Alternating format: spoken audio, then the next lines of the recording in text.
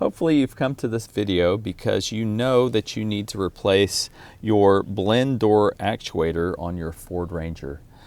This is the factory part that I took out of mine to replace. This is a Ford 2008 Ranger, but this part will fit different years, and I believe there's even another make or two that it fits. I want to cut right to the chase in case you don't want to watch this whole video. The problem I had replacing this part, which isn't mentioned on most of the YouTube videos, is that this post has to be sanded down a few micromillimeters to get it to fit in the post hole. Now, if you want the whole story behind this, I'll continue now. So this is the original part. To replace this part at my parts store cost about $100. The aftermarket part, which is black colored, not the white, is about $50. So obviously I want to go with the aftermarket part, and that's the one that you have to sand down to fit. So this job should have taken about a half hour. It ended up taking me about 3 hours because I didn't know that the post needs sanding down.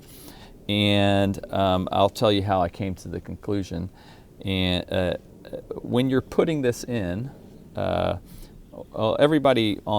of the people on the videos talk about how hard it is to get out this back screw. And that's true, but that's not the one that cost me all the time and trouble. There's 3 screws that go in. This one's not used, and this one is hard to get out. But when you try and put the post in the post hole, there's a sleeve, I believe, on the post hole that makes it feel like the hole is moving. In actuality, it is not moving. That's why, as the other videos will tell you, it is very important that you get your new part oriented in the same direction as your old part by plugging it in and changing the dial to get it exactly as the old part was, which I've marked here. And after you've got that lined up right, you are going to have to sand it down to get it to fit in there if it's the same aftermarket part as the one I got. They're basically the same. The black one has more of a rounded little piece right here. Otherwise, they're pretty much identical, except, like I said, on the black market, the